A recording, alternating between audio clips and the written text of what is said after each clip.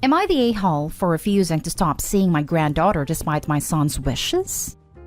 My son 40 is what people call a ladies' man. I had a problem with it until last year when he got a girl 20 pregnant because he said that rubbers don't work for him, so they had unprotected sessions. When he found out about the baby, he blocked the mom and ghosted her for a month. He came to tell me about it once his baby's mom reached out again, saying that he didn't have to care for the baby, but that he had to pay child support. I was shocked and told him that he could either step up or not, but that I would have a relationship with the child because it is my only grandchild. He chooses to not step up and try to fight child support, but a month ago he was placed on it. Now that my granddaughter Lily is born, I have been helping pay for everything because her mom is in college and my son quit his job so his payments would go down. I am very disappointed in him. I watch Lily during her mom's classes and pay for her to have a nanny so the mom can work hard to get her degree. Money is no problem for my family, but my son is very angry that I'm helping them out. He says that they should not get my money and that if the mom needed help, then she should have gotten rid of the baby. I told him that I will continue to help them because my granddaughter is innocent in this, and that he was the one who refused to wear a protection so they should not have their lives ruined. He said that it is either him or them, and I said that I would always help my granddaughter. He has stopped talking to me, and my daughter said that I went too far and that I should just cut ties with them. Am I the a-hole for helping them against my son's wishes? Now for the top comments. Not the a-hole, but your son is a giant a-hole. He is entitled and selfish, and frankly creepy that at 40 he knocked up a 20-year-old. He needs to grow up. I would disinherit him in a heartbeat. Write a will that cannot be challenged and make sure to get an attestation from a medical professional stating you were sound of mind when the will was drafted. But leave him enough money for a box of rubbers. Wait, he's 40 and she's 20? Have you had a second to digest that truth? Good riddance. Let him be a spoiled, disgusting individual. You are doing the right thing.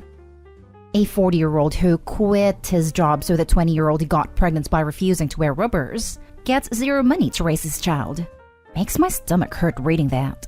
I would give your son zero money from here on out, Opie. Not the a-hole. He said that rubbers don't work for him. Your son is an a-hole, and probably a walking STI vector. When he found out about the baby, he blocked the mom and ghosted her for a month. Seriously, he's just awful. You must be ashamed of him on many levels. You sound like an amazing woman, grandmother, and general person. Bluntly, your son's wishes don't mean anything. Your son's opinions about who cares for his child stopped being relevant a long time ago. I realize he's a grown man and his own master, but he needs to remember that you're a grown woman and your own master. Honestly, I'd be no contact with him over this kind of thing. There's something broken within him. He needs a serious attitude adjustment. Not the a-hole. Not the a-hole for refusing to stop supporting your granddaughter's mother. On the other hand, you do bear some responsibility for raising this absolute sluggard. The fact that Opie admitted to brushing aside his behavior in the past because he is a ladies' man? Only when the behavior became grotesque, Opie realized that son is bad. How many lesser evils has Opie brushed under the carpet in her son's upbringing? Next story is titled, Am I the a-hole for making my daughter sleep in the backyard after what she did to our housemaid? My male 46 daughter 16 is a high school junior. I noticed recently that she's been behaving in a bad manner, constantly commenting on other people's looks, belongings, calling them stuff that isn't cool, and just being insensitive. It's like she lost a filter or something, because usually she's polite. But my wife suspected that our daughter's sudden misbehavior occurred after she started hanging out with the new girls from the school. Basically, the mean type and have picked on their behavior. I've sat my daughter and had many discussions about how her behavior has been negatively affecting everyone around her. Our housemaid is the person most affected here, and my daughter has chosen her to be her target for hair/clothes/etiquette criticisms. She has complained about our daughter calling her offensive names, like filthy and gross for cleaning certain areas in our house. I took a stand and explicitly told my daughter I'd punish her if she ever said stuff like that to our housemaid again. Last week, my daughter had a party to go to, but earlier that day she called our housemaid filthy, so I grounded her by not letting her go to the party. She threw a fit and called our housemaid a liar, saying she never called her that. That was the end of it. Days later, my daughter came to me saying she couldn't find her iPhone after looking everywhere. She asked me to call her number, and I did. My wife and I were stunned to discover that the iPhone was ringing inside our housemaid's bag. I had a confrontation with the housemaid immediately, and she denied and cried, saying she never touched the phone, nor had any idea how it got there. I noticed my daughter calling her a thief repeatedly, so I told her to stop and go to her room. I checked the indoor camera before continuing the argument, and saw my daughter place her iPhone inside our housemaid's bag. I was livid. I apologized to our housemaid and gave her the rest of the day off. I then showed the video to my daughter and she was absolutely speechless. I said what she did was immoral and straight up offensive to tamper with that poor woman's livelihood over a petty party she couldn't go to. I told her she was grounded and will have to spend the night in the backyard. She's a germaphobe, but she cried begging me to not make her sleep with the dirt, insects, and hot temperature. I refused to discuss it or I'd make it 2 nights. My wife said I should go easy on her, but I said calling people filthy and accusing them of stealing wasn't okay. In fact, it was the absolute worst. I then went through with my punishment. The reason I chose this punishment was because of the fact that my daughter says she is a germaphobe and used this as excuse to insult others' hygiene and appearance. Our backyard has dirt and bugs in it, and this kind of things get her uncomfortable. But other than that, the backyard is 100% safe.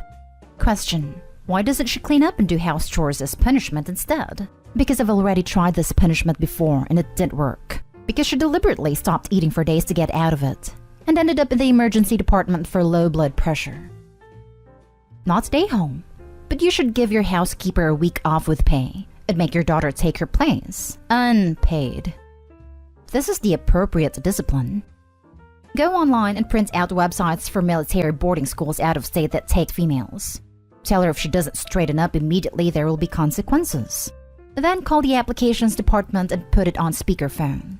Also, make sure she knows the day she turns 18. You don't owe her anything.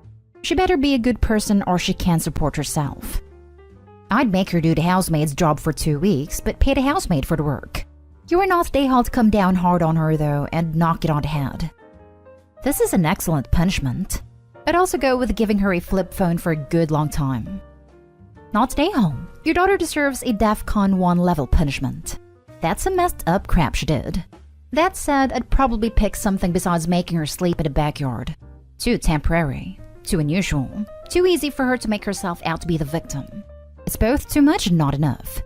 Spend 1 weekend per month of her grounded without phone year picking up trash on the side of the road with her. Yes, you suggested good alternatives. The punishment should be constructive and educational. Picking trash and volunteering is effective. It's unacceptable to falsely accuse the housekeeper of stealing. She has to endure the appropriate repercussions subsequently. You're the a-hole. Your child has obvious issues if she's willing to starve herself as a tactic. Have you tried therapy? Or anything other than straight punishment? Pete's sake. If she really is a germaphobe, that's a real medical condition. And by forcing her to sleep outside, you are being an emotionally and physically abusive a-hole. And yes, it's physical mistreatment as well. Disgusting. Next story. Am I the a-hole for only paying for a portion of my son's college, even though he had money from his dead brother's college fund?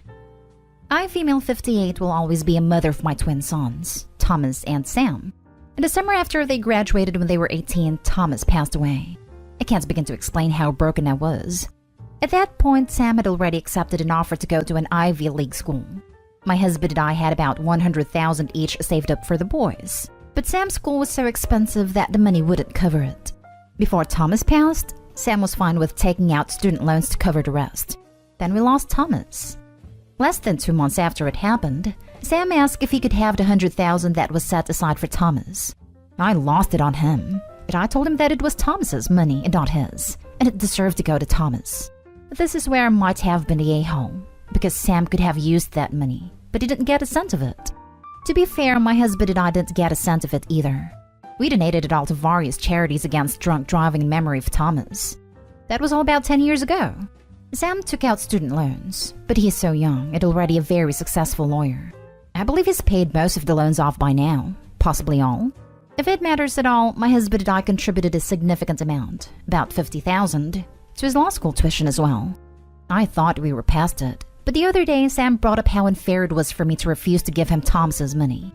We had a tearful argument over it, and now I just don't know what to think. If I could do it again, I still don't think I would give that money to Sam. Does that make me an a-hole? Edit. Because some people are confused about the way I worded things, here's a better explanation of the money. We had 2 separate college accounts for the boys. Each account had $100,000 in it. After Thomas passed, Sam still got the $100,000 he always knew he'd get. He just didn't get the additional $100,000 from Thomas's account. We never took money away from Sam. We just didn't give him any extra money that he wouldn't have had if Thomas had been alive. You're the a-hole, although I'm sorry for your loss. Your living son is grieving too. His life was forever affected by his brother's loss. You could have supported him and made it easier by helping him financially, but instead you made it clear that his brother's memory is more of a priority to you. Surely, Thomas would have wanted that money to help his brother. If I was your remaining child, I would have been so heartbroken. If I'm reading this right, they gave him $150,000 already, and they're an a-hole for not making it $250,000? Really? I don't think they are a-holes for not giving the money. It's the way they lashed out at their son that's so awful. They worded it in such a bad manner. That's the a-hole part. Let me ask, if you were reeling from your son's death and the body wasn't even cold and your other son asked for his money, would you feel happy/elated? You're pretty pissed off that your sons, their brothers, funds were more important to the other twin. Mild, you're the a-hole. Look, I get wanting to donate it to different charities. There's nothing wrong with that. But you should not have lashed out at your son like that. Your wording is horrible. You could have said, we want to donate it in Thomas's name, to people who have suffered like he had at the hands of drunk drivers, and that would have been okay. Your son wasn't an a-hole for asking the money, and you were not an a-hole for denying him. But the way you did it was awful.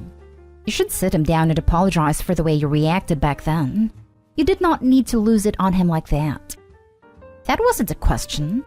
I think Opie knows she was the a-hole for doing that, but she's just asking if she's the a-hole for not giving him the money. You're the a-hole. Why would you tell your son that his money deserved to go to his deceased brother? How does that make sense? $100,000 to an anti-drunk driving charity seriously just seems like they threw the money away in my opinion. $100,000 to college is productive. Throwing money to bloated charities that tell people not to do the things they already know not to do just sounds like a waste to me. Now for the last story. Am I the a-hole for asking my girlfriend not to eat so much? I know the title sounds bad, but this is a pretty specific situation, so please hear me out. I, 26 male, have been dating a woman we will call Ashley, 26 female, for about 3 months. Ashley grew up financially well off and relatively privileged, and it has been a point of friction in our relationship with her not understanding/grasping the level of poverty I, my family, grew up with. It is also relevant to this story that Ashley is a heavier person. It is a very vocal advocate for body positivity, and will very assertively and stand up to anyone shaming herself or others. The other person who is relevant to this story is my grandma, 70. My grandmother is a wonderful woman, but she is both very proud and very broke.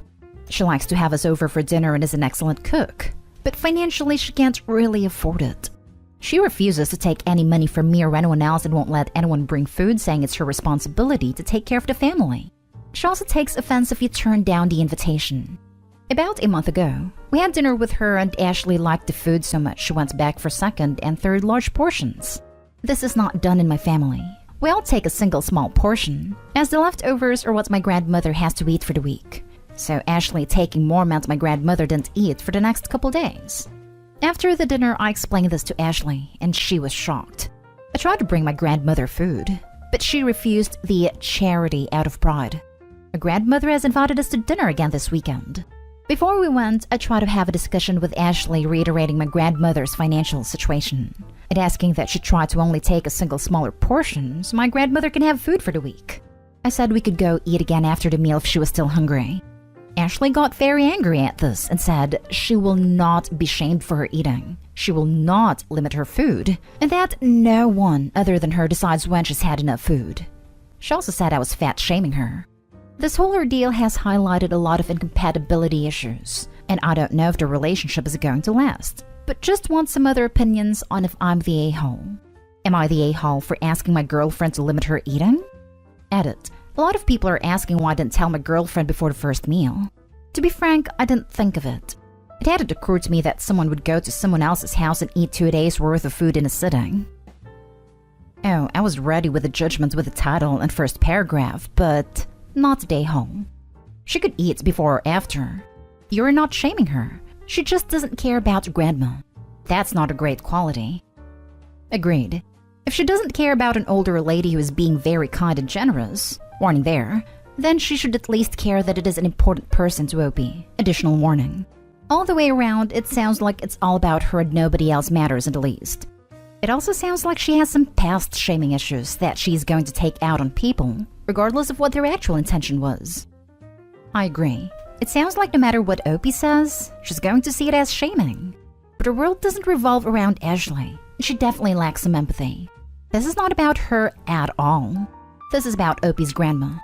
Opie, my grandmother, is also a very proud lady who would not accept money or food.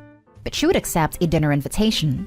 Would your grandma accept if you invited her to your place or a restaurant to have a nice meal?